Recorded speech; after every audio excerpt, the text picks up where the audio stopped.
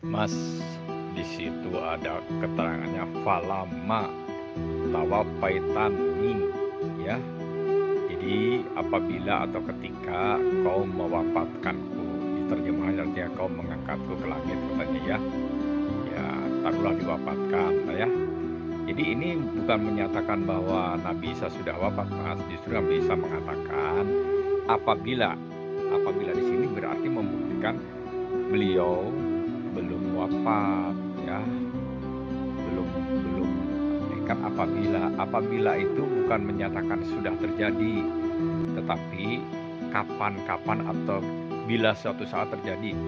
Falamma tawafaitani, ya, apabila atau ketika kau mau waktu, ketika itu berarti kejadiannya itu ya boleh jadi belum terjadi. Ini bukan menyatakan sudah wafat, tapi menyatakan apabila atau ketika kau wafatkan aku.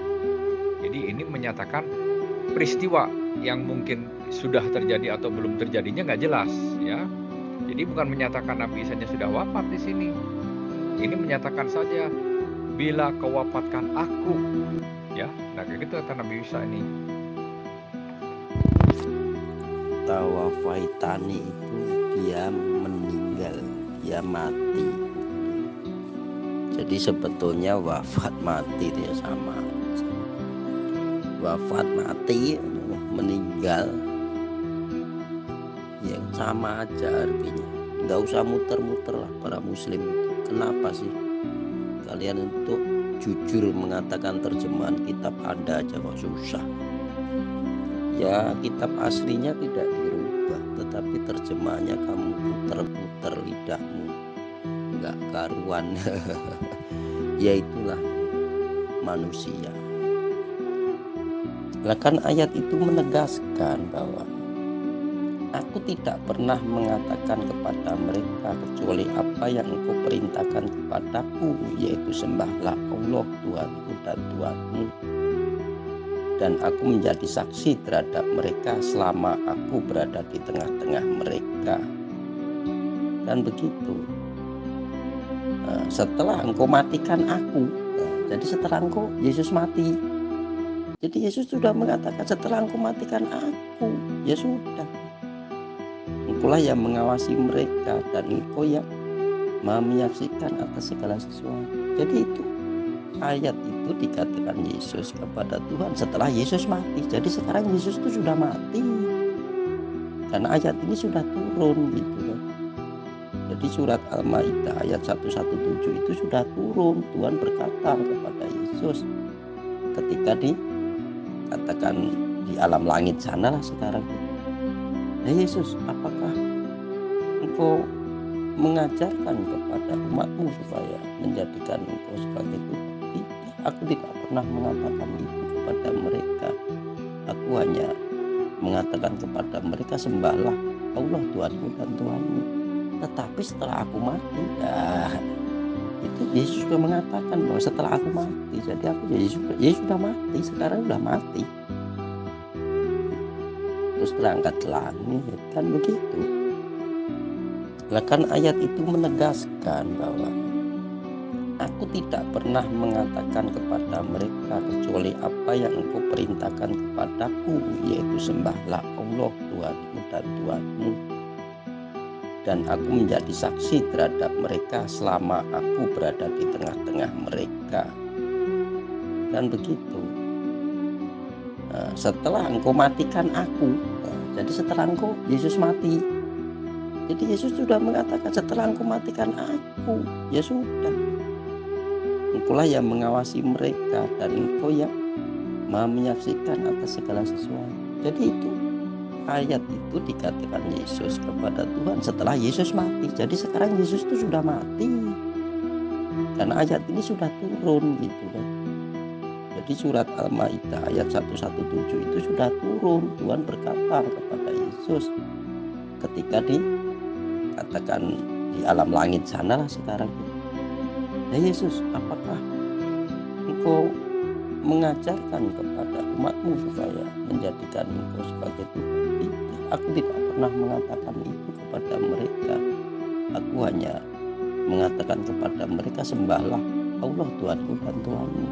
Tetapi setelah aku mati, ya itu Yesus sudah mengatakan bahwa setelah aku mati, jadi aku ya sudah mati, sekarang sudah mati, gitu. Terus terangkat ke langit, kan begitu. Iya, tapi bukan menjelaskan Nabi Isa sudah wafat itu ya. Itu menjelaskan andai suatu saat wafat itu terjadi padaku, begitu ya. Nah, jadi kalau mengumpamakan terjadi itu kan bisa bisa kapan saja terjadinya ya. Dan kalau Nabi Isa mengucapkan berarti ini jelas pada saat Nabi Isa masih hidup kan ya. Karena kalau Nabi Isa sudah wafat mungkin nggak akan diucapkan ucapannya dalam kitab ini. Akan diucapkannya ya nanti saja mungkin di hari akhirat ya. Nah ini kan diucapkannya ini kan di kitab. Orang yang diucapkan di kitab ini tentu ucapan-ucapan orang yang sudah hidup tentunya ya. Nah, kalau orang yang sudah mati mungkin ada penjelasannya, orang-orang sudah mati. Misalnya orang di surga mereka saling berbicara. Nah, itu kan berarti orang yang sudah mati ya yang berbicaranya. Tapi kalau di sini diterangkan Nabi Isa yang mengatakan, nah Nabi Isa mengatakan tentu ini ucapan maka dimasukkan kepada kitab ini ucapan saat Nabi Isa hidup ya. Kalau Nabi Isa sudah meninggal terus mengucapkan ini sepertinya nggak bisa kita terima lah ya penjelasan demikian. Karena kalau Nabi Isa sudah meninggal atau Nabi yang lain sudah meninggal kemudian mengucapkan lagi untuk untuk kita ini atau semacam ucapan itu diarahkan pada kita, ini sepertinya tidak pernah ataupun nggak pernah kita mendengar penjelasan ada seperti demikian ya. Nah, kalau Nabi, kalau orang-orang yang di akhirat sana mengatakan tapi diucapkan sekarang ya mungkin ada. Seperti orang di neraka, mereka mengucapkan misalnya ya, aduh penyesalanku, ya mungkin ya, ya ya laitani kuntu turoba, wahai Tuhanku andai saja aku jadi tanah, itu ucapan orang di neraka nanti ya. Dan orang yang di surga mungkin mereka mengucapkannya, inilah kebahagiaan yang kau janjikan padaku dahulu. Ya itu bisa. Tapi kalau ucapan Nabi Isa ini jelas-jelas ucapan menandakan Nabi Isa itu saat masih hidup. Dan ini Nabi Isa itu menjelaskan andai suatu saat wafatku ini terjadi. Nah begitu ya. Jadi bukan menjelaskan Nabi Isa itu wafat. Masalah Nabi Isa wafat tidaknya belum ada penjelasan secara pasti. Karena di sini masih ada juga orang berpaham ya, itu tuh berdasarkan hadis loh ya. Nah, termasuk saya juga ikut mempercayai bahwa Nabi Isa ini akan turun di akhir zaman ya, memperkuat bersama dengan Imam Mahdi ya. Dan inilah yang akan membenahi kehidupan kita ini ya. Mungkin boleh jadi tidak lama lagi nih ya. Tapi boleh jadi juga seperti saya gini belum tentu juga mengalaminya. Boleh jadi saya sudah meninggal dahulu baru kejadian ini terjadi. Cuman Nabi Isa akan turun, akan hadir di bumi kita ini bersama dengan hadirnya juga Imam Mahdi yang benar nih ya, bukan Imam Mahdi yang asal klaim semua orang. Karena cirinya Imam Mahdi ini akan membenahi dan akan membuat dunia ini pokoknya Imam Mahdi itu akan memimpin kemenangan ya, sehingga agama Allah ini tegak. Semua yang berseberangan dengan prinsip agama Allah ini semua akan dikalahkan dan semua tidak mampu lagi melawan ya. Nah kalau sekarang kan dalam keadaan pihak-pihak yang berseberangan dengan agama Allah ini masih gagah. Sampean ini saya nggak tahu. Sampean mengatakan semua Muslim, berarti sampean sendiri mengatakan bukan Muslim ya. Kalau sampean bukan Muslim, berarti di sini termasuk orang yang bukan menurut paham Islam ini, bukan di agama Allah ya. Nah, sampean bukan di agama Allah saja, sampean masih gagah. Nah, dengan gagahnya sampean ini buktikan bahwa Imam Mahdi itu belum hadir. Kalau Imam Mahdi udah hadir, orang-orang yang mengatakan gagah sebagai saya bukan Islam ini nggak ada lagi. Mereka itu lemah semua. Begitu dalam keyakinan saya ya. Jadi Imam Mahdi ini bersama Nabi Isa, mereka nanti suatu saat akan hadir. Kesimpulannya Nabi Isa belum meninggal ya. Bahkan dalam keyakinan yang lain ini, orang yang lain meyakini Nabi Khidir pun masih hidup, ya. Ada lagi nabi yang masih hidup, katanya nabi siapa yang di atas dia? Yang diangkat ke langit itu entah Nabi Idris dan Nabi Sis, itu salah satunya ya. Masih hidup kabarnya. Tapi ini tidak ada keterangan beliau akan hadir lagi di dunia ini. Kalau Nabi Sis tersebut ya, entah Nabi Sis atau Nabi Idris mungkin beliau ya nanti wafatnya bersamaan saja mungkin dengan akhir zaman ya. Cuman masih hidup saja. Nah, kalau Imam Mahdi dan Nabi Isa ini beliau akan hadir dan beliau akan menjadi pemimpin kita kelak ya. Dan beliau akan menang ya. Kalau Allah menghendaki menang ya menang ya. Karena apa ya? Karena segala sesuatu ini nggak akan ada yang mampu melebihi apa kehendak Allah gitu ya. Walaupun jago nuklir, walaupun Amerika superpower, walaupun orang sekuat Israel, kalau sudah saatnya oleh Allah dikehendaki untuk dikalahkan, kalah. Gitu saja. Kalau aku sekarang, Mas, katakan ya, setelah aku bertemu denganmu, tunjukin aku ya ke rumahnya Pak Lurah, misalnya. Itu setelah itu sudah terjadi atau sebelum? Ya. Apabila saya mengatakan nih sama sampean sekarang ini, Mas, setelah kita bertemu nanti, setelah aku bertemu denganmu nanti ya Mas ya, tolong tunjukin rumah Pak Lurah. Aku ngomong gini ini sudah kah ketemunya sama sampean atau belum? Jadi kalau Bapak ingin mengetahui secara lebih jelas tentang bagaimana perjalanan Nabi Isa, maka kita harus tahu dulu awal perjalanan beliau dan bagaimana. Jadi ketika itu dia dikejar oleh bangsa Romawi, kemudian Allah menyelamatkan beliau dan mengangkat rofa'ahu, bukan mematikan. Bukan mematikan. Jadi ayat ini menceritakan awal kisah perjalanan Nabi Isa alaihissalam di dalam mengemban misi, kemudian dikejar oleh bangsa Romawi dan kemudian Allah menyelamatkan. Ini awal kisahnya. Nah, bagaimana dengan ayat-ayat lain yang diterjemahkan di dalam bahasa kata wafat? Kata wafat itu tidak mengartikan kata mati. Nah, sehingganya Al-Quran ini diturunkan dalam bahasa Arab karena bahasa Arab itu memiliki beberapa makna yang banyak, yang begitu banyak, berjuta-juta sastra yang bisa kita terjemahkan di dalamnya. Sehingga kalau kita mengartikan kata wafat, maka kita juga bisa mengartikan kata mati. Kenapa tidak ada ayat yang menyatakan al-maut di dalamnya atau al-mujallin, al-ajalin? Tidak ada kata-kata di dalamnya. Karena di Allah sendiri ya, mengartikan bahwa Nabi Isa alaihissalam itu tidak wafat. Jadi kita menggunakan bahasa cabang ilmu yang ada di dalam Al-Quran itu sendiri, yakni ilmu-ilmu yang menerangkan tentang bagaimana sepak terjangnya dari kata wafat itu. Nah, sekarang saya sudah bawakan contoh yang di dalam.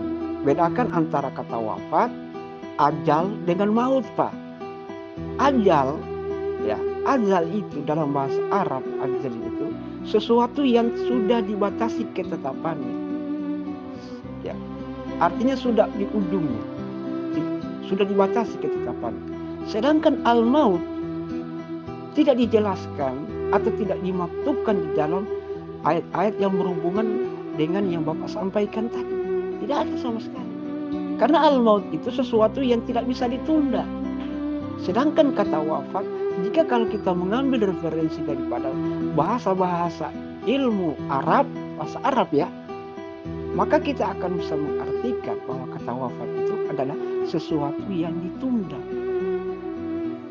Berbeda dengan kata ajal dan kata maut.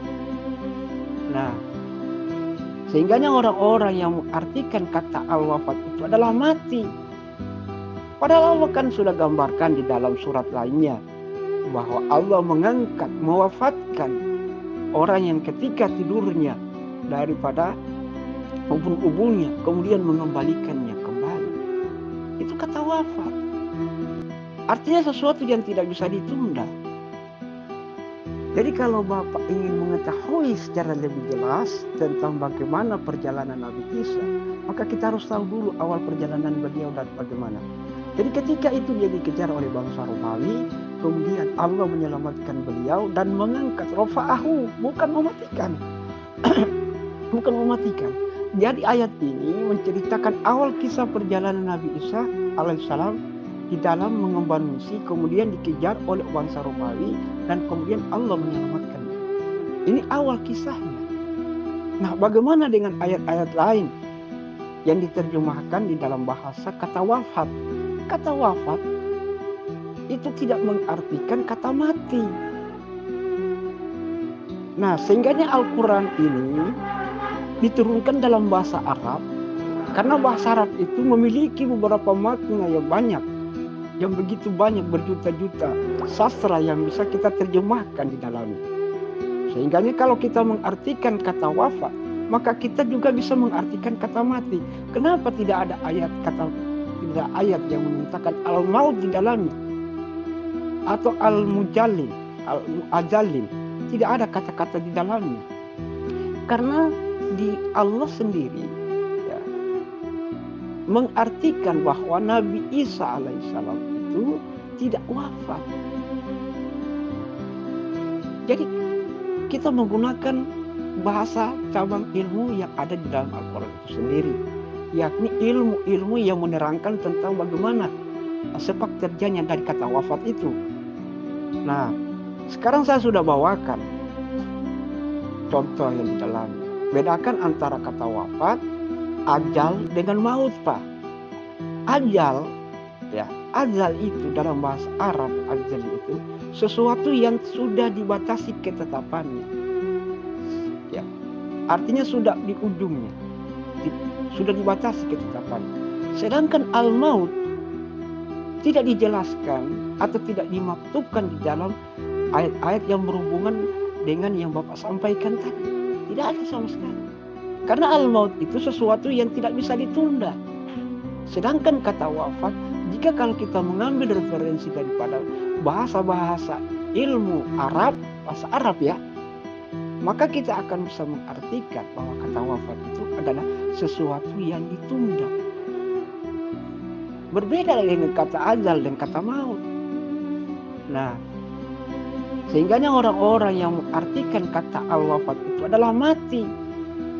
Padahal Allah kan sudah gambarkan di dalam surat lainnya bahwa Allah mengangkat, mewafatkan orang yang ketika tidurnya daripada ubun-ubunnya kemudian mengembalikannya kembali. Itu kata wafat. Artinya sesuatu yang tidak bisa ditunda. Kan sudah dituliskan di Al-Quran bahwa kitab Taurat dan Injil itu juga menerangkan hal yang lurus. Jadi ketika engkau mengalami kesulitan di dalam menganalisa apa yang ada di Al-Quran, apa yang ada di Al-Quran kok kamu terjemahkan kok rumit ya. Nah, kan sudah dituliskan kepada Nabi Isa diberikan Taurat dan Injil, kan gitu. Nah, Injil itu apa? Injil itu kan bahasa Arabnya untuk Inggris. Jadi kitabnya orang Inggris. Injil itu kitabnya orang Inggris. Jadi Inggris itu kalau bahasa Arabnya Injilation, ya kan? Injilisi. Jadi kitabnya orang Inggris. Kitabnya orang Inggris apa? Nah, ternyata kitabnya orang Inggris itu Angelon itu kitabnya. Ternyata kitabnya kitab perjanjian lama dan perjanjian baru. Jadi ternyata yang dimaksud dengan Injil itu kitabnya orang Inggris. Nah, kitabnya orang Inggris apa ya? Ternyata orang Inggris ternyata pengikut agama Nasrani, pengikut agama Kristen lah. Jadi kalau kau kesulitan di dalam memahami ayat-ayat yang ada di Al-Quran, acuanmu kemana? Ada kitab Injil dan kitab Taurat ya. Bukalah kitab perjanjian lama, kitab perjanjian baru. Juga hikmah-hikmah itu Taurat, Injil, hikmah-hikmah ya Amsal Salomo ya kan, Mazmur Daud dan sebagainya itu hikmah. Kisah raja-raja sampai dengan awal dari perjanjian baru itu namanya hikmah. Dari Yosua sampai ke awal perjanjian baru itu namanya hikmah. Nah, Taurat itu kan Kejadian, Keluaran, Imamat, Bilangan, Ulangan. Nah, terus baru di situ ada hikmah.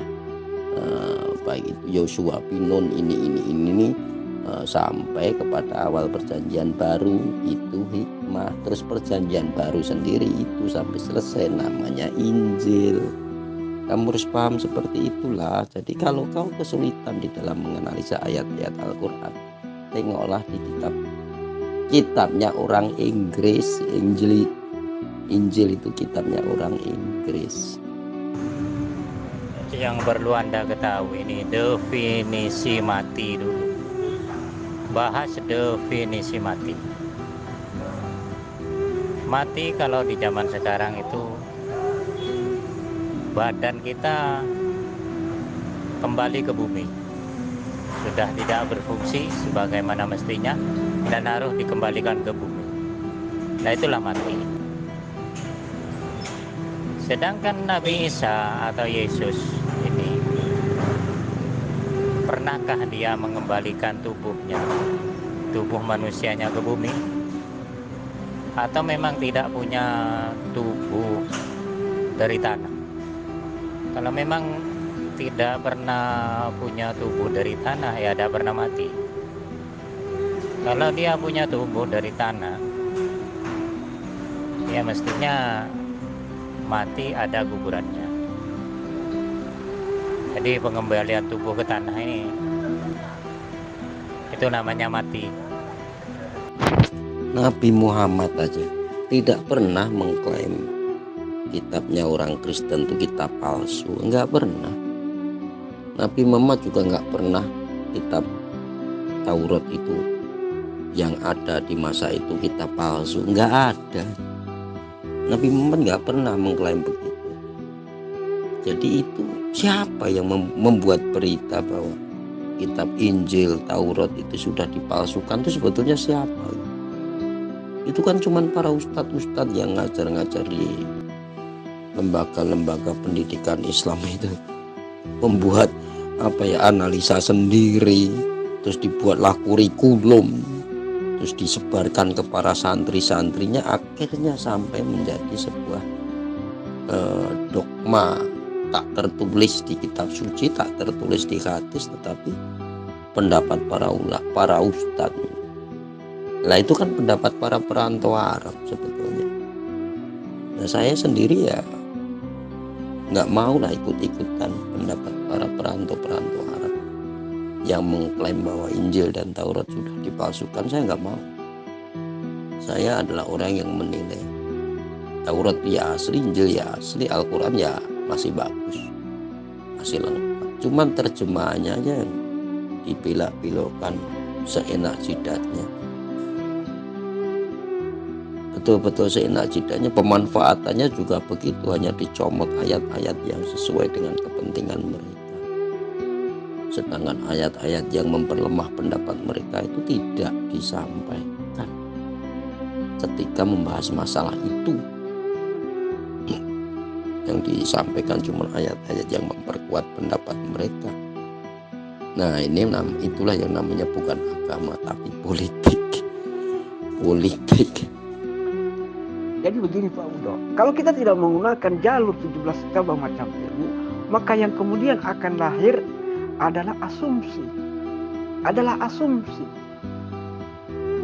Kenapa 17 cabang ilmu itu dihadirkan? Karena agar supaya untuk memudahkan daripada penjelasan Al-Quran. Apa yang ada di dalam cabang ilmu Al-Quran itu?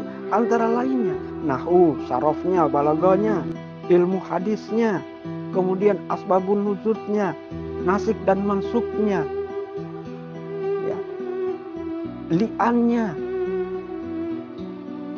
Nah, kalau kita sudah mengetahui dan menguasai daripada cabang ilmu itu, maka tentunya kita bisa menemukan daripada apa yang menjadi perselisihan yang kita permasalahkan. Nah, kalau kita tidak menggunakan itu, maka kita monoton dan berkutat pada jalur kontekstualnya. Wafat dikatakan mati, maut dikatakan wafat, ajal dikatakan maut. Kalau itu saling tidak bisa memberikan jawabannya, maka perlu kita ada referensi yang bisa menjelaskan tentang kalimat atau kata-kata yang ada di dalam Al-Quran itu sendiri. Kalau Al-Quran, Taurat dan Injil itu sudah dipalsukan, terus adanya ayat Al-Quran yang menegaskan bahwa kalau kamu pengen mempelajari Al-Quran secara ini, buka juga Injil dan Taurat. Injilnya yang mana yang suruh buka? Kalau enggak, itu enggak asli. Tauratnya mana yang disuruh buka? Ya berarti firman di Al-Quran itu juga sudah tidak manjur, karena Injilnya sudah enggak ada, Tauratnya sudah enggak ada, kok di Al-Quran disuruh buka, itu yang mana yang dibuka? Nah disitulah Al-Quran juga menjadi tidak cocok lagi akhirnya, kan begitu.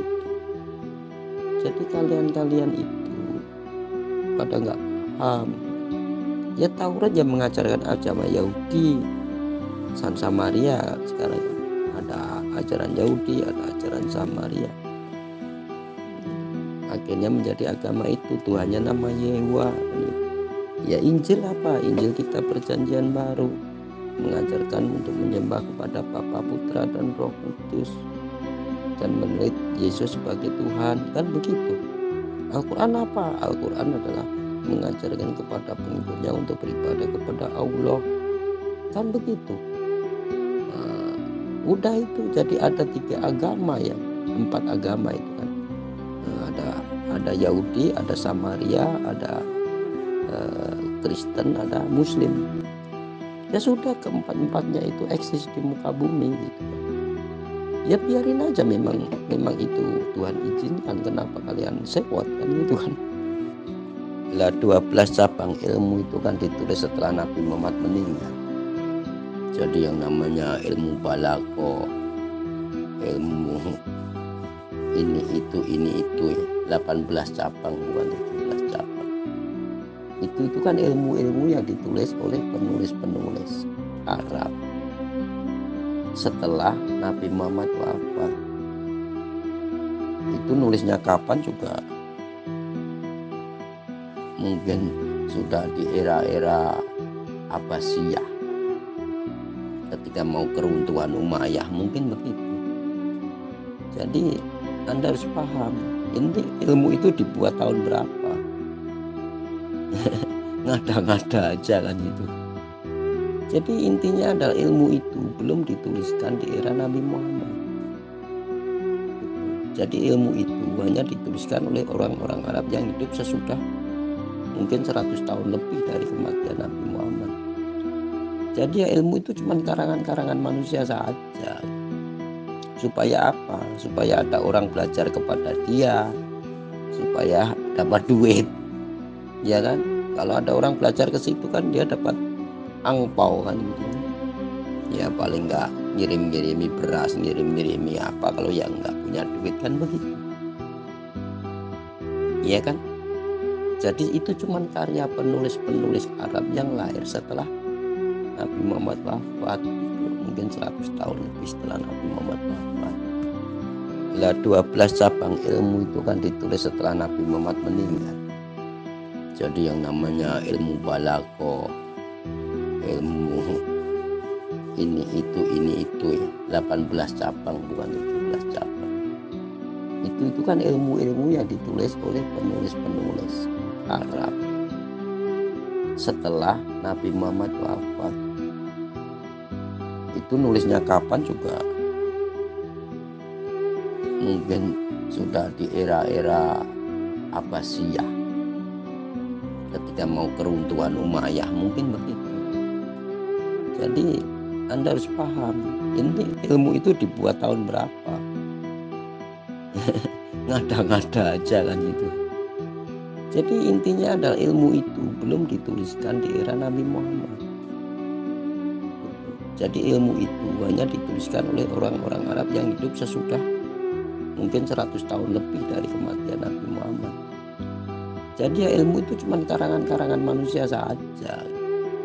Supaya apa? Supaya ada orang belajar kepada dia, supaya dapat duit, ya kan? Kalau ada orang belajar ke situ kan dia dapat angpau kan gitu. Ya paling nggak ngirim-ngirimi beras, ngirim-ngirimi apa kalau yang nggak punya duit kan begitu, ya kan? Jadi itu cuma karya penulis-penulis Arab yang lahir setelah Nabi Muhammad wafat, mungkin 100 tahun lebih setelah Nabi Muhammad wafat. Jadi begini Pak, kalau Bapak tidak menggunakan jalur-jalur itu, maka yang pertama Bapak tidak gunakan adalah jalur yang Bapak pahami sekarang, yakni jalur hadis, ilmu hadis. Karena kalau kita tidak menggunakan jalur ilmu hadis, maka tentunya silakan Anda mengasumsikan dan menerjemahkan sendiri Al-Quran itu. Tidak harus lagi menggunakan jalur yang datang daripada apa yang disampaikan oleh Nabi Muhammad. Asbabun nuzul itu Pak, itu bukan dari bahasa Arab. Orang Arab tidak menurunkan asbabun nuzul itu. Orang Arab tidak menurunkan bahasa nahwu saraf itu, li'annya, nasib dan mansuknya, tidak. Itu semua berdasarkan daripada hadis. Ya. Jadi kalau Bapak mengartikan tentang konsep yang datang kemudian bahwa Al-Quran itu dari bangsa Arab, maka tentunya Anda tidak usah lagi berkutat dengan Al-Quran dan hadis. Karena Al-Quran ini berasal dari bangsa Arab. Melalui ayat yang Anda tulis dan Anda share itu, bisa dipastikan kalau orang yang disalibkan itu memang wajahnya serupa dengan Yesus. Jadi benar kalau memang orang-orang di masa itu menilai yang disalib itu Yesus, itu benar. Karena memang yang disalib itu serupa dengan Yesus. Dan Yesus itu pada saat itu memang tidak punya kembaran. Jadi benar kalau yang disalib itu, orang-orang saat itu menilai yang disalib itu Yesus, itu benar. Nggak ada salahnya. Al-Quran kan baru tahun 600-an diturunkan. Tahun 471 Nabi Muhammad lahir, 40 tahun usianya Nabi Muhammad baru dapat firman. Ya 611 lah Nabi Muhammad baru jadi nabi. Nah ketika orang Kristen tadi sudah ya katakan si Paulus sudah menulis kitab bahwa Yesus itu yang disalib, si Yohanes sudah menulis kitab, Markus, Markus, Lukas, Yohanes sudah menulis kitab bahwa yang disalib tadi Yesus. Terus Paulus juga membenarkan itu dan kitab itu sudah menyebar ke seluruh dunia pada waktu itu. Nah, baru Tuhan pengen meluruskan itu yang disalib bukan Yesus. Ya tidak bisa lah. Wong ini ajaran sudah tersebar di muka bumi. Baru diturunkan koreksinya di tahun 600 Masehi baru diturunkan 600 tahun baru dikoreksi. Ya tidak bisa. Kalau Tuhan pengen mengoreksi ya saat itu ketika Yohanes, Matius, Markus, Lukas dan Yohanes menulis kitab itu, Tuhan menurunkan kitab. Bukan itu, bukan yang disalib, bukan Yesus, itu harus turunnya di tahun-tahun, katakan tahun 33 Masehi ketika Yesus disalibkan, itu ayat itu diturunkan. Bukan tahun 610 sampai 622 baru diturunkan gitu. Itu yang salah siapa? Yang salah ya Tuhan sendiri. Kenapa nggak menerangkan bahwa yang disalib bukan Yesus itu pada tahun 30 Masehi, tahun 33 Masehi ketika Yesus disalib. Ada peristiwa penyaliban itu diturunkan ayat itu bahwa yang disalib bukan Yesus, kan begitu. Ini di ayat 157 An-Nisa. Auzubillahiminasyaitonirrajim. Apa ini? Wa qaulihim, ya. Iza qatalna Masiha Isa bin Maryam Rasulullah, ya. Nah, dan ucapan mereka yang membunuh Nabi Isa ini, ya, ini iza qatalna Masiha Isa bin Maryam, ketika membunuh Al-Masih, ya. Al-Masih itu penjelajah, ya. Nah, yang tukang pengembara mengembara ya. Jadi Al-Masih yang suka mengembara Nabi Isa ini ya, Isa bin Maryam, yaitu anaknya dari Maryam, nah, Rasulullah, Rasulnya Allah. Nah, wama qataluhum, mereka itu tidak membunuh, kata Allah pada mereka itu, wama qataluhum ya, wama salabuhu, dan juga tidak wama qataluhu, dan tidak membunuh pada beliau Nabi Isa ini, wama salabuhu, dan tidak menyalibnya ya, walakin, tetapi subiha, diserupakan ya, diserupakan lahum, bagi mereka. Jadi yang dibunuh itu diserupakan oleh Allah kepada mereka itu seperti Nabi Isa, bukan Nabi Isanya ya. Nah, wa innal ladzina, apa ini? Apa? Ntar dulu, ini kalau ini kan bakal hilang nih. Wa innal ladzina ikhtalafu bihi lafi syakim min ya. Akan tetapi orang-orang yang berselisih di situ antara dibunuh dan tidak dibunuh itu ya, lafi syakimin, mereka dalam keraguan-raguan. Lafi niscaya, fi di dalam syak wasangka atas keraguan-raguan ya, minhu, dari pemahaman membunuhnya itu.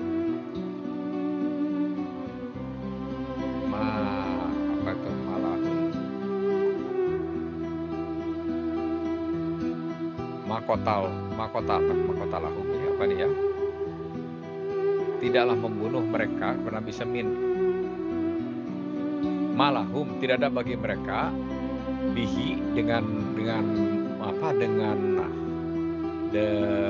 perselisihan peristiwa tersebut, bihi ya, ilmunya, ila kecuali tiba'a lahum, kecuali mengikuti mereka, ila tiba'a, kecuali mengikuti pada mereka kecil ini. Wa ma qataluhu yakina, dan tidaklah mereka itu membunuh dengan yakin ya. Jadi mereka itu ragu-ragu. Ini orang yang membincangkan sekarang pun ragu-ragu ya.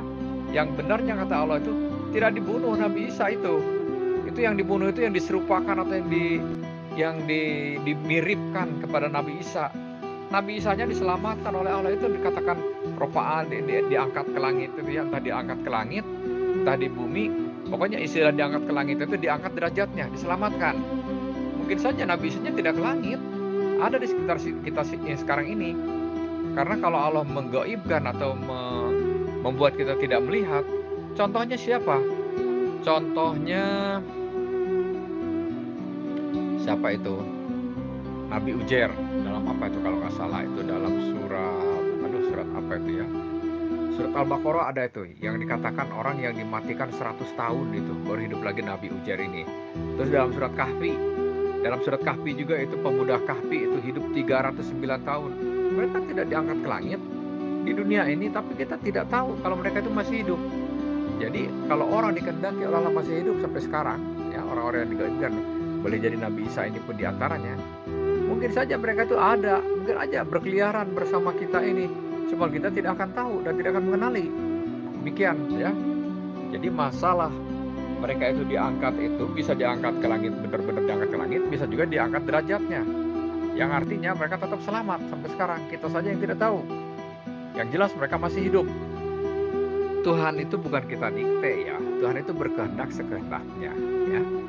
Sampean hidup sekarang di zaman sekarang, kenapa tidak hidup bersama dengan Nabi? Gak bisa kita memprotes ya. Coba kalau saya itu hidup dengan Nabi ya, dan saya itu selalu bersama dengan Nabi, mungkin saya itu banyak ilmu, bisa banyak tahu. Belum tentu juga kalau kita bersama Nabi kita jadi orang taat. Boleh jadi kita jadi orang yang menentang ya. Nah, dengan hidupnya di zaman sekarang yang tidak ada Nabi ya ini tetap kehendak Tuhan. Gak bisa kita dikte Tuhan. Kenapa ini dikoreksinya sudah sekian tahun ya? Kalau Allah mengendaki ya, Allah itu bukan bukan bukan hak kita kan untuk menentukan langkahnya Allah. Allah itu berbuat sekehendaknya, hak prerogatifnya mau gimana pun. Allah itu kan maha kuasa. Jadi nggak bisa kita protes. Kalau memprotes pada Allah ini iblis, ya. Contohnya iblis apa? Saat disuruh sujud kepada Adam, iblis protes. Apakah aku harus sujud kepada yang diciptakan dari tanah? Nah, nggak bisa. Allah itu bukan hak kita untuk protes. Hak kita itu taat pada Allah itu. Seperti malaikat. Malaikat disuruh sujud, ya sujud. Apakah lantas malaikat jadi hina gara-gara sujud pada Nabi Adam? Tidak toh. Tapi sebaliknya, iblis yang menentang merasa dirinya mulia. Aro'aitaka hadzal karomta alaya, kata iblis, apakah yang seperti ini yang kau katakan lebih mulia dariku? Wa in akhortani ila yaumil kiamah, kata iblis, kalau kau hidupkan aku sampai hari kiamat, katanya itu lah tanikanna zuriyatahu ila qalil, akan aku gelincirkan keturunan dari Adam ini, tidak ada yang selamat kecuali sedikit, ya. Nah, karena iblis ini merasa bisa menggelincirkan kita manusia, bisa menjerumuskan kita manusia, ya, bisa memperdayai kita manusia, dia merasa lebih mulia. Dia protes kepada Allah, nggak berhak saya harus sujud kepada Adam. Nah, protes ini oleh Allah dianggap tidak layak, tidak pantas Allah diprotes. Kalau Allah menyuruh apapun, kita harus taat. Allah membuat keputusan bahwa orang tidak tahu dahulu, orang menyangka yang dibunuh itu Yesus, ya nggak apa-apa orang yang nggak tahu. Tapi kita yang sudah tahu, kita harus mengikuti apa yang oleh Allah jelaskan. Karena kalau tidak tahu itu, ya Allah tidak menuntut kita harus tahu kalau kita belum tahu. Tetapi setelah diberitahu, tidak ada alasan kita untuk membantahnya. Kalau sudah jelas bahwa apa yang dikatakan oleh Allah itu, ya kita harus taat. Nggak ada alasan kita, ya Allah kau tidak bisa dong, kenapa kau membuat koreksinya sudah 600 tahun kemudian. Hak prerogatif Allah mau bagaimanapun, ya. Seperti kita diciptakan, kita jadi laki-laki, jadi perempuan misalnya, nggak bisa kita protes, ya Allah harusnya saya jadi perempuan, atau kata perempuan, ya Allah harusnya saya jadi laki-laki. Nggak bisa. Jadi laki-laki, ya berperanlah sebagai laki-laki, jadi perempuan berperanlah sebagai perempuan. Jangan jadi lesbi atau jadi LGBT, nggak dibenarkan semuanya pun. Banyak nabi yang akhirnya menjadi tidak setia kepada Tuhan. Akhirnya ya nabi itu ditinggalkan oleh Tuhan. Akhirnya apa? Ya, ditinggalkan itu ya kena bala gitu loh. Jadi itu ada Nabi Ahya itu yang, kalau nggak salah Ahya itu, dia bilang dapat firman bahwa orang Israel akan dibuang di Persia selama berapa hari lah, langsung kembali. Tetapi ternyata itu bukan dari firman, itu hanya pendapat dia. Nah, ternyata yang benar dibuang selama 70 tahun, yang dapat firman itu Nabi Yeremia. Akhirnya ya Ahia tadi dinubuatkan mati di tahun itu, akhirnya mati juga. Jadi kalau nabi itu akhirnya melanggar aturan-aturan yang ada di kitab suci, ya dia dikena bala oleh Tuhan. Ya contohnya ginilah, ini Nabi Muhammad contohnya gitu. Nabi Muhammad itu kan sebetulnya tidak mendapat tugas untuk, tidak mendapat firman untuk memerangi orang-orang Yahudi yang ada di Khaybar. Jadi tidak ada ayat Al-Quran yang menegaskan kepada Nabi Muhammad untuk menyerang orang-orang Yahudi yang ada di Khaybar. Ternyata Nabi Muhammad menyerang itu gitu kan. Nah, akhirnya apa ya, Nabi Tuhan tidak melindungi Nabi Muhammad. Akhirnya Nabi Muhammad berhasil diracun oleh seorang wanita yang merupakan korban dari keganasan serangan dari Khaybar tadi. Tidak terima, dia tidak terima. Aku tidak merasa orang-orang kampungku itu nggak ada yang menyerang kelompoknya Nabi Muhammad. Kenapa Nabi Muhammad menyerang kampungku? Dia nggak terima, kasih racun. Akhirnya malaikat tidak membisikkan kalau ada racun di situ kan. Akhirnya Nabi Muhammad keracunan sampai akhirnya meninggal gara-gara ada pengaruh racun yang membuat nadi dia terputus kan begitu. Jadi biasa aja ada nabi itu, ya nabi dimuliakan saat dimuliakan. Nah, ketika nabi itu salah ya dihinakan, ya biasa aja. Pak, Islam tidak pernah mengenal nabi itu bukan pilihan Allah. Itu ya tolong dicatat, Pak. Islam mengenal bahwa seluruh para nabi itu dari 124.000 nabi dan 25 orang rasul itu harus diimani, Pak. Kenapa Allah menancapkan kata iman di dalamnya? Itu artinya bahwa umat Islam sesudah Nabi Muhammad ini harus meyakini ajaran-ajaran mereka. Dan tidak ada satu orang pun yang tidak diimani oleh umat Islam tentang sosok seorang nabi ataupun rasul. Itu doang dicatat, Pak. Jadi Islam tidak pernah mengajarkan bahwa jangan mengimani nabi atau rasul yang menentang daripada apa yang menjadi ajaran Rasulullah, ajaran Allah. Islam tidak pernah ada menceritakan tentang itu. Bahkan di dalam hadis dikatakan tidak ada nabi dan seorang rasul pun yang menceritakan tentang bagaimana sosok mereka menentang ajaran-ajaran Allah. Tidak ada, Pak.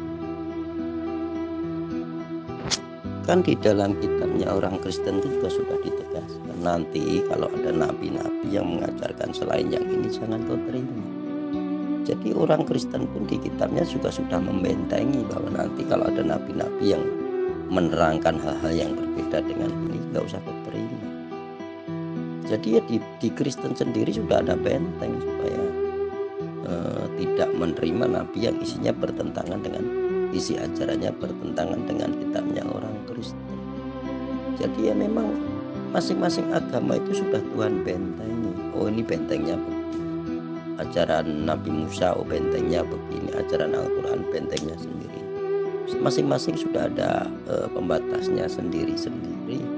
Sehingga kalau Anda menerangkan ajaran agamanya Nabi Muhammad, ya intinya ajaran agama Nabi Muhammad, ajaran Nabi Isa, ajaran Nabi siapa pun tidak menyalahkan ajaran agama lain, menyuruh bersikap baik kepada ajaran agama lain.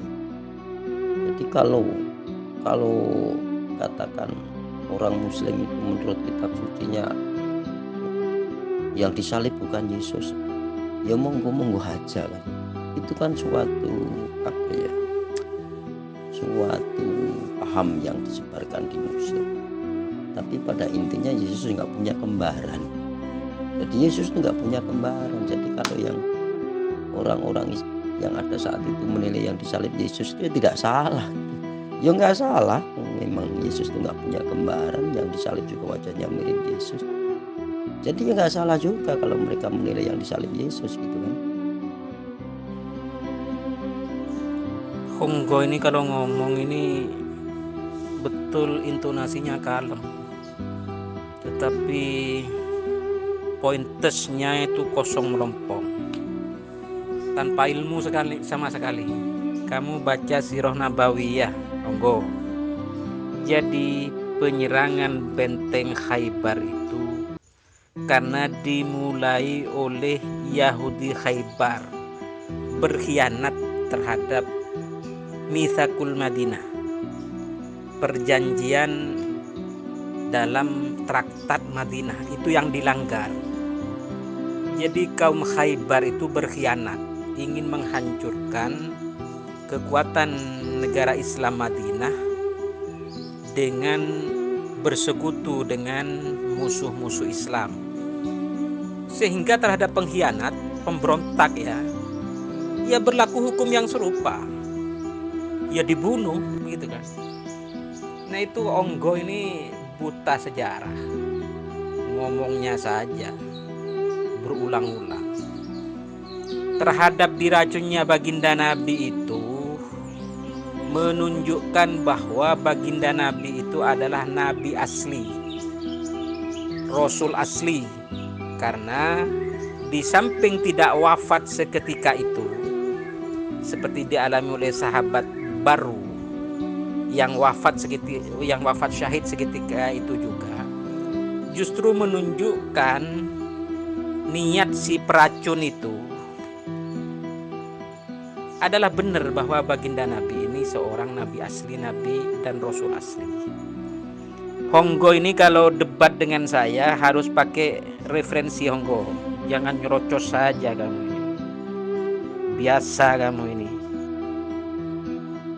Honggo ini bodoh tapi sok pinter. Jadi nubuatan nabi palsu di Matius 7, 15, 17, di Matius 24, 45, di Matius 24, 9, 12, Matius 24, 23, 25, Markus 13, 21, 23, Ulangan 18, 20, dan yang lain-lain itu tertuju kepada satu figur, ya, tidak tertuju kepada figur lain. Saya tanya, figur siapa yang dimaksud nabi palsu itu? Kok kamu ngomongnya kesana kemari? Jawab ini dengan dalil dari Alkitab, Honggo. Kalau tidak bisa menjawab, segala omong kosongmu itu ditertawakan semua orang, Honggo. Dialog dengan saya ini, kamu Honggo mesti mati kutu, Honggo. Honggo, Honggo, Hong. Hong, Hong, Hong, Honggo. Ya kan, mengiman itu tidak harus mengikuti ajarannya secara penuh.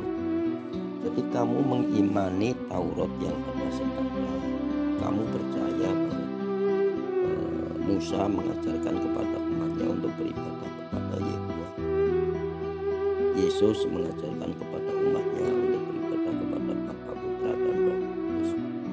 Nabi Muhammad mengajarkan kepada umatnya untuk beribadah kepada Allah. Kamu iman, kamu percaya, ya memang ajarannya begitu sih, kan begitu. Ya iman itu begitu. Nah, cuma tata cara kamu beribadah, ya kamu memilih salah satunya, memilih cara Islam atau cara Kristen atau cara Yahudi. Kenapa kok kamu memilih cara Kristen? Ya kan kita hidup di Indonesia, dulu kan kita pernah dikuasai oleh Belanda. Belanda itu kan tangan panjang dari Romawi. Ya sudah, Indonesia pernah dikuasai Belanda yang merupakan tangan panjang dari Romawi. Ya udah, kita Kristen ya nggak apa-apa. Kenapa kok ikut Yahudian gitu? Ya dulu kan orang-orang Yahudi itu banyak yang jadi orang Belanda juga ikut ke Indonesia. Jadi di zaman Belanda juga banyak orang Yahudi datang ke Indonesia. Ya nggak apa-apa kan. Ya kenapa kok kamu ikut Muslim? Ya karena Muslim kan menyebar ke bumi. Ya nggak apa-apa juga kan. Jadi intinya agama yang disebarkan oleh para nabi itu ternyata menyembahnya kepada Tuhan yang namanya tidak. Kan begitu. Ya, imannya begitu. Cuman kalau di dalam Al-Quran semua yang disembah itu baik Yehuwa, baik Bapa, Putra, dan Roh Kudus, itulah yang disebut Allah juga. Itu ternyata Allah.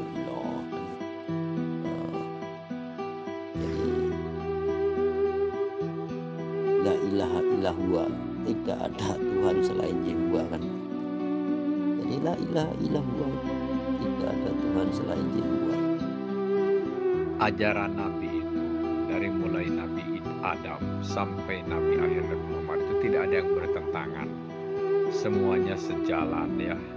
Hanya mungkin ada yang lebih dilengkapkan oleh Allah itu ya, mengingat dengan kondisi zaman dan perkembangan. Mungkin zaman dahulu mungkin masih skopnya itu masih belum begitu terlalu kompleks kehidupan ini. Kalau sekarang kan sudah kompleks ya. Dahulu mungkin persenjataan hanya terbatas sejenis pedang. Sebelum ada pedang kan cara membunuhnya Qabil dan Habil ini kan dengan batu, dengan memecahkan kepalanya dengan batu kepada Habil ini oleh Qabil ya. Nah, di zaman nabi-nabi seperti zaman Napoleon ya, zaman Nabi Muhammad itu kan pedang yang digunakan. Zaman sekarang kan kita sudah pakai rudal, bahkan lebih jauh nuklir. Jadi semakin kesini kalau agama itu semakin dilengkapi, ya layaklah dengan kehidupan ini semakin meningkat. Nah, tapi kalau penjelasan masing-masing agama itu tidak boleh menerima nabi yang lainnya, tidak ada. Bahkan Nabi Isa ini dipersiapkan untuk membenarkan kepada Nabi Muhammad, ya. Apa itu kalau tidak salah itu yang diterangkan Nabi Isa itu ya. waladzi ba'atsa fil ummiyina itu bukan. Wa id qala Isa bin Maryam li bani Israila inni Rasulullah ilaikum. Kata Nabi Isa ya. Wa id qala Isa bin Maryam li bani Israil, ketika bersabda atau berkata Nabi Isa kepada Bani Israel ya, ini Rasulullah ilaikum musaddiqan lima baina yadaya ya. Ini Rasulullah ilaikum, kata Nabi Isa ini, aku ini Rasul kepada kalian ini, kepada Bani Israel ya. Ini Rasulullah ilaikum musaddiqan lima baina yadaya. Aku ini membenarkan yang di depan kalian ya. Nah, ini Rasulullah ilaikum musaddiqan lima baina yadaya. Apa itu? Wa musaddiqan lima baina yadaya. Apa itu? Pokoknya penjelasannya itu harus dicari dulu, saya nggak ingat semuanya ya, nanti cari dulu nanti. Itu kata Nabi Isa itu akan datang lagi Nabi sesudah Nabi Isa, yaitu Nabi Muhammad ya, dengan disebutnya Ahmad ya. Ya'ti mimba dismuhu Ahmad, akan datang dari sesudahku Nabi, yaitu Nabi Muhammad yang disebut Ahmad oleh Nabi Isa itu. Nah, ini menunjukkan bahwa tidak ada, bahwa kalau di ajaran Nabi Isa itu dibentengi, sudah jangan terima lagi kalau ada agama yang lain. Yang jangan diterima itu kalau agama yang menyuruh musyrik, menyuruh menyembah selain Allah ya. Nah, kalau menyuruh menyembah Allah itu agama harus diterima, dan yang sesuai dengan juga yang dicontohkan. Kalau sekarang Ahmadiyah walaupun menyembah Allah tetapi mengaku-ngaku nabi, padahal Nabi Muhammad sudah menjelaskan tidak ada lagi nabi, sudah Nabi Muhammad itu nabi penutup, khatamin nabiyin, nabi penutup. Diarti-artikan oleh Ahmadiyah dengan kata-kata lain ini juga tidak bisa dibenarkan. Demikian ya. Monggo fokus dengan saya, omong kosong jangan kemana-mana ya. Di mana di Bible dinyatakan bahwa Kristen itu mengikuti baginda Yesus Isa Al-Masih ibn Maryam. Itu saja tunjukkan sebelum kamu ngomong Taurat, Musa, Injil, Kristen. Kristen itu mengikuti dan disebut agama oleh siapa? Oleh baginda Yesus atau oleh yang lain? Jawab ini. Kamu mesti mati kutu kalau dialog tentang lintas agama dengan saya. Jangan kemana-mana, Honggo. Jawab dengan dalil, Honggo. Bodong.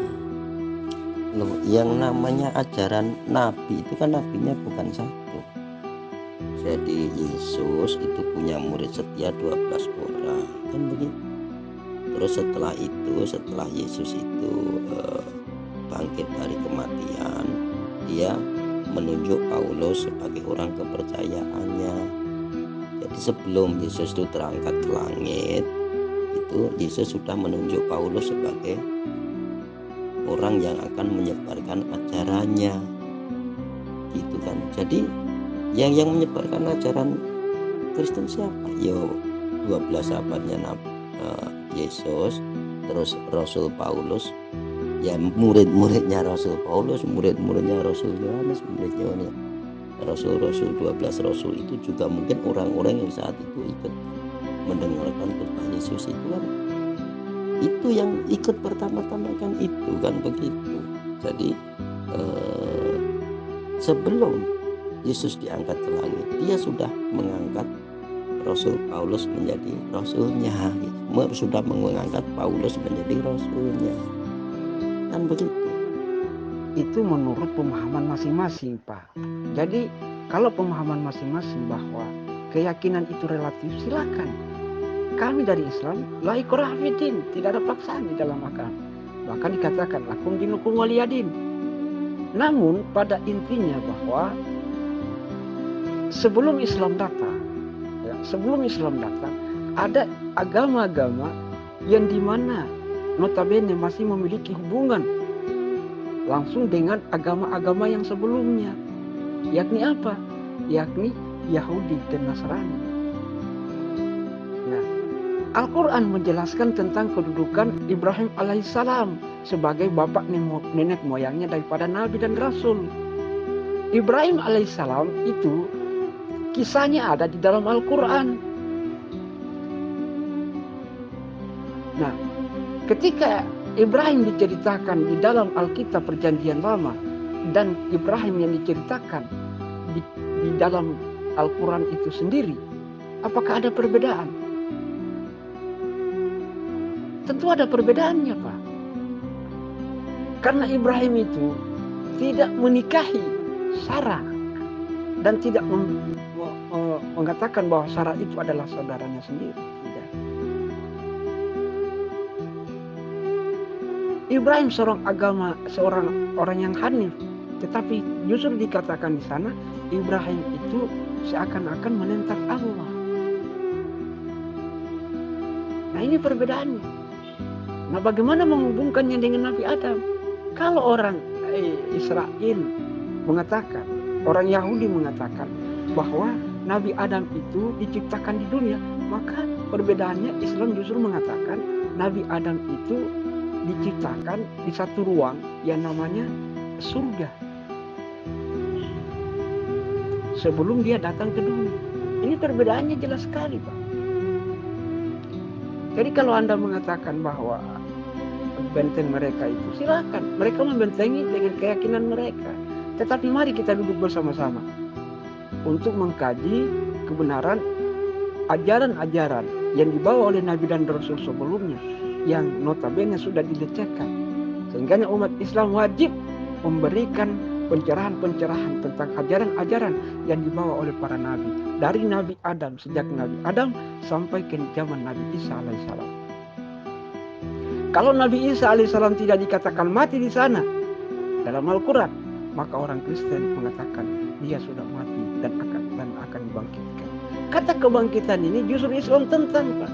Kebangkitan itu tidak berlaku kepada orang-orang yang seperti Nabi Isa, tetapi kebangkitan itu hanya berlaku pada waktu kita keluar dari alam kubur atau alam masyarakat menuju pada alam masyarakat. Itu maksudnya. Ya kan ajaran Nabi Muhammad kan nabinya bukan Muhammad doang. Nabinya kan banyak. Juga ajaran Al-Quran itu kan yang nulis bukan Nabi Muhammad, yang nulis kan Zaid bin Sabit. Sama ajarannya Yesus yang nulis juga bukan Yesus, yang nulis juga Matius, Markus, Lukas, dan Yohanes, dan Paulus juga. Ada banyak surat-surat kiriman yang lain, surat kiriman Yakobus, surat kiriman ada lagi lah kiriman siapa. Jadi biasa kalau Rasulnya itu banyak, itu biasa. Kenapa gitu? Cuman masalah begitu aja kok repot. Ajaran Hindu yang jadi Brahmana penulis kitabnya orang Hindu ya banyak banget.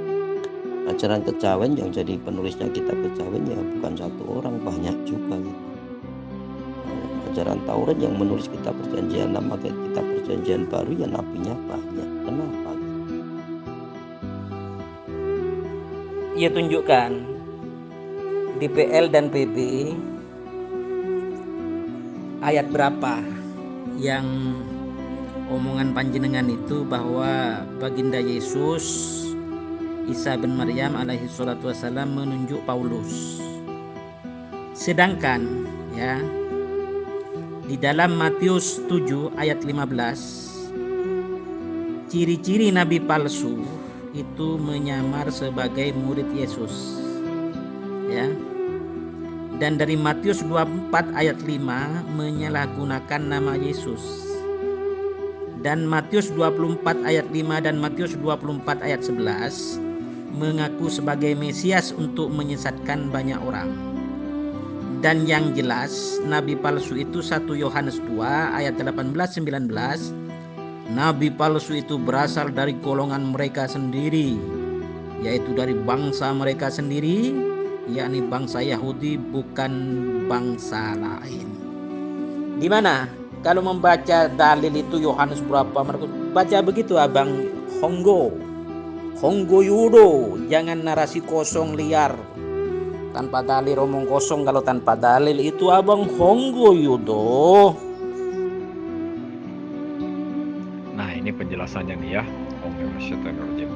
Wa qala Isa bin Maryam ya bani Israila inni Rasulullah ilaikum musaddiqan lima baina yadayya minat Taurah wa mubasysyiran bi rasulin ya'ti min ba'di ismuhu Ahmad falamma ja'ahum bil bayyinati qalu hadza sihrun mubin ya. Wa idz qala Isa bin Maryam, dan ketika bersabda atau berkata Isa ibnu Maryam, Nabi Isa anaknya Maryam ini ya, ya Bani Israel, hei Bani Israel, katanya ya Bani Israel, ini Rasulullah ilaikum, aku ini Rasul dari Allah, Rasul Allah, ilaikum untuk kamu, ya kata Nabi Isa, aku ini Rasul Allah, aku ini Rasul Allah yang datang padamu, kata Nabi Isa itu ya. Musaddiqo lima baina yadaya, aku ini membenarkan apa yang di depan kamu, maksudnya kitab Minat Taurat, dari kitab Taurat ya, karena kan Nabi Isa bawanya Injil, tapi Nabi Isa pun membenarkan kepada Taurat ya. Nah, artinya yang punya Taurat pun tidak boleh menolak Nabi Isa. Dan Nabi Isa mengingatkan juga, wa mubasysyiran bi rasul ya'ti min ba'di ismuhu Ahmad, dan aku pun memberi kabar gembira pada kamu itu wahai Bani Israel ya, dengan Rasul yang akan datang nih, yakti yang akan datang min ba'di dari sesudahku, ismuhu namanya Ahmad, yaitu Nabi Muhammad ya. Nah, jadi Nabi Isa ini menyetujui atau sejalan dengan kitab Taurat, kitabnya Nabi Musa. Artinya agama Nabi Musa pun tidak boleh menolak kepada Nabi Isa ini sebagai pelanjutnya daripada Nabi Musa ya. Dan menjelaskan juga nanti ada pelanjut lagi sesudahku, kata Nabi Isa, yaitu Nabi Muhammad. Kamu pun tidak boleh menolak juga, ikuti juga Nabi Muhammad itu. Berarti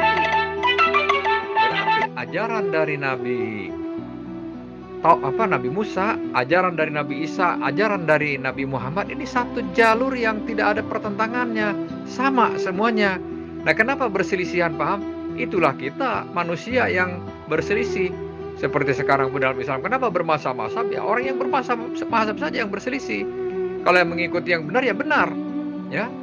Seperti orang membawa berita, kenapa berita dari satu peristiwa yang berkembang di dalam ceritanya menjadi berbeda-beda? Itu hanya orang yang menyampaikan, saya berbeda-beda. Makanya kembali kepada sumbernya yang benar. Nah, demikian ya. Nah, ya timim ba'dismuhu Ahmad. Nah, kata Allah, falamma ja'ahum, maka ketika datang Nabi Muhammad tersebut pada mereka, pada orang-orang yang sejaman dengan Nabi Muhammad ya, falamma ja'ahum, ketika Nabi Muhammad itu hadir, falamma ja'ahum, ya apa itu? Falamma ja'ahum bil bayyinat, ketika datang pada mereka dengan keterangan, kok berkata mereka itu orang-orang yang menemui Nabi Muhammad ini, hadza sihrun mubin, ini yang dibawa Nabi Muhammad ini sihir, katanya sihir yang nyata. Nah, demikian ya. Jadi kalau penjelasan Allah ini memang kebanyakan ditentang sama orang-orang yang menentang. Karena orang-orang yang menentang ini adalah orang-orang yang katakanlah menjadi penirunya iblis. Karena iblis ini kan menentang kepada Allah ya. Iblis ini kan makrifat kepada Allah. Kalau ada orang yang membanggakan makrifat, ini iblis paling makrifat ya. Paling makrifatnya yang makrifat ini iblis. Orang yang makrifat ini siapa sekarang yang aku makrifat? Katanya sudah kenal dengan Allah. Iblis itu lebih lagi daripada kenal ini, berbicara langsung dengan Allah itu, melihat langsung kepada Allah ini ya. Jadi iblis paling makrifat. Tapi kemakrifatan iblis ini jadi jaminan apakah dirinya taat pada Allah? Buktinya malah dia menentang kok ya. Iblis itu menentang kepada Allah ini ya. Nah, dalam surat apa itu? Dalam surat Al-Isra ayat 61 itu ada di situ nanti itu penentangan iblis itu ya. Nah, di sini nih. Jadi antara nabi yang awal, nabi kemudian dan kemudiannya lagi, itu semuanya saling membenarkan. Kenapa ada yang menolak dan kenapa ada ajaran nggak boleh menerima agama yang lain? Ini justru yang berpaham demikian ini yang tidak sesuai ya. Kalau yang sesuai dengan ajaran Allahnya, Nabi Isa membenarkan kepada Nabi Musa, dan Nabi Isa sendiri mewanti-wanti atau mengingatkan juga nanti akan datang lagi Nabi sesudahku, ikutilah, yaitu Ahmad itu, Nabi Muhammad itu. Demikian ya. Kesimpulannya, tidak ada agama yang membatasi mengatakan sekarang sudah dapat agamamu, jangan terima agama yang lain. Ini ajaran justru dari orang-orang yang mempunyai paham yang tidak sesuai dengan kebenaran agama itu sendiri. Nah, inilah yang kadang-kadang menjadi berubah dari maksud Allah. Karena Allah menjelaskan A, orang yang menyampaikan dirubah menjadi B, sehingga orang yang terkecoh mengetahui ajaran Allah itu B, padahal yang benar ajaran Allah itu A. Nah, dikembalikan oleh orang yang menjelaskan ajaran Allah itu A. Ini, ya. Jadi ajaran Allah itu Nabi Isa membenarkan kepada Nabi Musa dalam arti satu koridor. Nabi Isa sendiri mengingatkan, terimalah nanti Nabi Muhammad, ikutilah Nabi Muhammad, satu koridor juga. Makanya dari mulai dahulu yang sebenarnya benar ini ya, sebenarnya benar nih, kecuali yang menyimpang ini. Yang sebenarnya benar Nabi Musa, Nabi Isa dan Nabi Muhammad tauhid sama. Apa samanya? Islam. Apa Islamnya? Menyerah kepada Allah ya. Islam ini kan menyerah, tidak menentang, tidak ngeyel, tidak menyetujui. Kalau yang ngeyel ini iblis. Kalau yang Islam, baik Nabi Musa, baik Nabi Isa, baik Nabi Muhammad, sama Islam, sama menyerah kepada Allah. Ajaran Muslim itu kan mirip dengan ajaran Buddha. Jadi Buddha itu juga ajarannya mengacu kepada apa yang diajarkan oleh Siddhartha Gautama, satu orang. Nah, sama ajaran Buddha itu ya satu, tokohnya satu orang. Buddha Siddhartha Gautama itu buat kitab yang ditulis menjadi Tripitaka. Sama Nabi Muhammad juga ininya satu. Yang lain ya, kitab yang lain udah di masa lalu kan. Sama, itu prosesnya sama seperti kitab ajaran Buddha itu, hanya satu tokoh, itu juga sama. Tapi ya tidak harus begitu ya, kalau memang tokohnya banyak ya kenapa. Makanya di dalam ajaran yang tokoh agamanya banyak, tadi kalimat kesaksiannya ya, tidak asyhadu alla ilaha illallah wa asyhadu anna muhammadar rasulullah, seperti muslim nabinya cuma satu.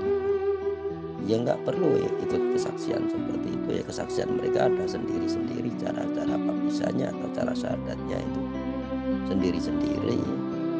Wahai Abang Honggo, saya tidak butuh omong kosong panjenengan. Kenapa omong kosong? Ditanya apa, dijawab apa. Saya tanya di mana ayatnya di Bible baginda Yesus alaihi salatu wassalam itu menunjuk Petrus sebagai rasulnya. Tunjukkan ayat, jangan omong kosong. Omong kosong itu tanpa ayat, tanpa dalil.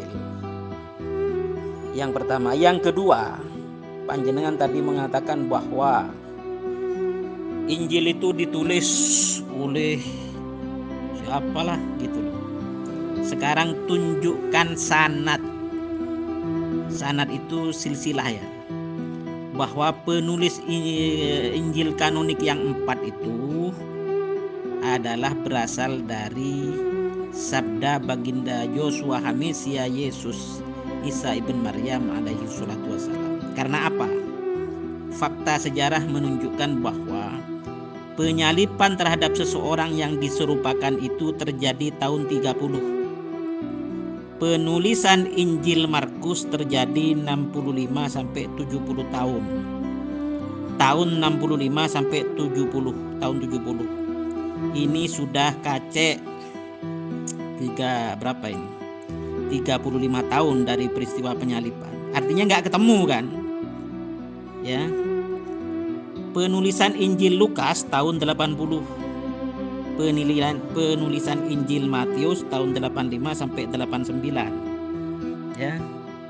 Itu semua ada jarak waktu yang sangat lama, menunjukkan bahwa tulisan itu tidak pernah disabdakan oleh baginda Yosua Hamesia Yesus Isa ibn Maryam alaihi salatu wassalam. Jawab dengan dalil dan fakta sejarah. Abang Honggo Yudo Widodo. Gitu kalau dialog dengan saya pasti mencret panjenengan Abah Honggo Yudo. Ya pada intinya tinggal Anda percaya atau tidak. Anda tidak percaya kepada ajaran Kristen, yaitu hak Anda. Ya pada intinya sebuah ajaran agama itu kembali lagi tadi kepada prinsip. Lah Anda punya percaya nggak kepada itu kan? Atau enggak? Tetapi Anda tidak berhak memaksakan itu kepada murid-murid Anda bahwa itu salah. Anda tidak memiliki hak untuk memberikan klaim kepada murid-murid yang Anda bina bahwa itu salah. Cuman Anda bisa berbicara, menurut saya ajaran Kristen itu salah. Itu bisa, tetapi Anda tidak bisa mengklaim ajaran Kristen adalah ajaran yang salah. Bukan begitu. Kalau Anda, pendapat Anda menilai itu salah, boleh. Tetapi kalau Anda mengklaim bahwa itu salah, itu nggak boleh. Atau Anda mengklaim menurut Al-Quran itu salah, itu juga nggak boleh. Karena Al-Quran itu juga bukan Anda. Menurut analisa saya itu boleh gitu. Jadi itu kan cuma menurut analisa Anda, ya orang lainnya beda kan begitu. Yudo itu dari dulu memang begitu, Haji Romli. Dia itu memang orang kurang cukup. Dia itu beropini sendiri aja. Dari beberapa grup dari dulu seperti itu. Ngomong sendiri, kadang-kadang dijawab sendiri, dibenarkan sendiri. Yudo itu tidak mengerti iktibar untuk berdiskusi. Dia tidak mengerti. Biarin aja di situ. Anggap aja penggenap di si grup. Nah ini nih, kalau yang suka ngeyel-ngeyel, suka menolak-nolak kepada apa yang sudah ditentukan Allah, ini contohnya iblis ini ya. A'udzubillahi minasyaitonirrajim. Wa idz qulna, dan ketika aku berfirman, kata Allah, lil malaikati, kepada para malaikat. Wa idz qulna lil malaikati usjudu, sujudlah li Adama, pada Adam. Fasajadu, malaikat itu sujud. Ila iblis, kecuali yang tidak mau itu iblis. Ini iblis nih, mbahnya yang tukang ngeyel, mbahnya yang pertamanya makhluk yang ngeyel, yang menentang kepada Allah. Ini iblis ini ya. Ila iblis, kecuali iblis. Nah, qala asjudu biman khalaqtatina, apakah aku harus sujud? Kata iblis, asjudu, haruskah aku sujud? Ya. Nah, asjudu, apa itu? Asjudu liman khalaqtatina, apakah aku harus sujud kepada orang yang kau ciptakan dari tanah? Kata iblis ya. Nah, padahal mau diciptakan dari tanah, mau diciptakan dari kotoran pun, mau diciptakan dari tai kambing pun misalnya ya. Kalau Allah sudah memerintahkan ya harus taat kita ini. Demikian, nggak ada kita ini protes-protes sama Allah. Loh, kan dia itu orang hitam misalnya. Kok saya harus sujud pada dia? Kalau Allah sudah memerintahkan ya sujud. Ya. Oh, Nabi itu kok hitam gitu? Seandainya Nabi hitam gitu pun kita harus tunduk kepada Nabi. Seandainya benar, untung Nabi kita ganteng ya. Nah, Pakola, maka berkata iblis itu ya, Pakola, aro'aitaka hadzalazi karomta alaya, ya, apakah aro'aitaka, apakah yang apakah yang seperti engkau tunjukkan ini, aro'aitaka, apakah yang engkau perlihatkan, aro'aitaka, apakah engkau yang perlihatkan, haza ini, maksudnya Nabi Adam, apakah yang semacam Adam ini, gitulah ya, apakah yang semacam Adam ini, alladzi karomta alaya, yang karomta, lebih kau muliakan, lebih kau karomkan ya, lebih kau muliakan, karomta alaya, dariku, kata iblis. Apakah semacam Adam ini, makhluk seperti manusia Adam ini, yang kau katakan lebih mulia dariku? Iblis ini menentang kepada Allah. Ya, Nabi Adam ini ditentangnya itu langsung kepada Allah. Iblis ini mengatakannya ya. Nggak ada kita sekarang orang yang berani menentang langsung kepada Allah dengan berbicara kepada Allah langsung. Dan memang nggak mampu. Tapi iblis mampu. Ya. Nah, kata iblis, apa itu? Lain akhortani ila yaumil qiyamah. Kalau kau hidupkan aku, kalau kau akhirkan, akhortani, kau akhirkan aku ila yaumil qiyamah, sampai hari kiamat. Ya. Nah, la ahtani kana, ya. Mana tadi itu?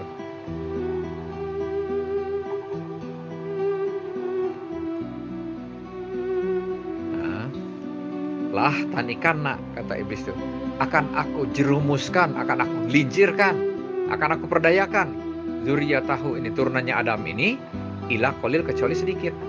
Nah, jadi yang berani protes-protes ini kepada Allah ini iblis pertama kalinya. Jadi kalau kita mau protes-protes juga, kita ini meniru iblis. Kalau kita mau meniru nabi, meniru orang-orang taat, meniru malaikat, ya disuruh sujud, ya sujud saja, nggak usah protes-protes. Disuruh sekarang mengikuti Nabi Muhammad, ikuti Nabi Muhammad saja. Nggak usah kita kan di kitab Injilnya begini. Nggak ada kok di kitab Injilnya. Justru di kitab Injilnya dikatakan bahwa seandainya ada yang agama yang selain daripada yang sekarang ini, jangan kau ikuti. Ya terserah kalau mau begitu. Ya, itu berarti namanya protes sama Allah, niru iblis itu. Abang Honggo, saya bantah omong kosong panjenengan ini. Begini ya, secara logika dulu, Tuhan yang satu itu mengutus 124.000 Nabi Rasul dengan menurunkan 104 kitab suci dan suhuf. Itu merupakan urutan yang berkesinambungan, yang semuanya itu ditutup, diakhiri oleh baginda Nabi dan Al-Quran. Jadi segala sesuatu yang cocok dan sesuai dengan Al-Quran, maka itu benar. Tetapi segala sesuatu dari kitab-kitab sebelumnya, dari tokoh-tokoh sebelumnya Al-Quran, yang tidak sesuai dengan Al-Quran, itulah ketidakbenaran. Menurut siapa? Menurut beberapa ulama ahli tafsir yang saya katakan, salah satunya dalam tafsir Al-Bahrul Muhit oleh Syekh Abu Hayyan Al-Andalusi, dalam kitabnya yang terkenal, kitab tafsirnya ini bagus ini, Al-Bahrul Muhit, di juz 3 halaman 512, ketika menafsirkan Quran surat Al-Maidah ayat 48, terutama frase muhaiminan alaih. Jadi muhaiminan alaih itu artinya sama seperti aminan alaih, sama seperti syahidan alaih, sama seperti raqiban alaih, sama seperti hafizan alaih, sama seperti hakiman alaih, sama seperti musaytiran alaih, sama seperti musallitan alaih. Artinya yaitu tadi, Al-Quran itu sebagai neraca. Apabila informasi dari kitab-kitab sebelum Al-Quran, dari tokoh-tokoh sebelum Al-Quran itu sama, sesuai, bukan Al-Quran itu menjiplak, tetapi Al-Quran itu membenarkan. Bagi yang tidak sesuai informasinya dari kitab-kitab sebelum Al-Quran dan dari tokoh-tokoh sebelum Al-Quran, maka itulah ketidakbenaran. Begitu kan? Jawab banyak kalau saya baca tafsir. Jawab Habang Onggo dengan dalil, jangan dengan muter-muter kata saja. Anak kecil bisa kalau cuma begini Nabi itu banyak mana. Itu omong kosong kalau tanpa dalil. Begitu Abah Honggo Yudowibowo.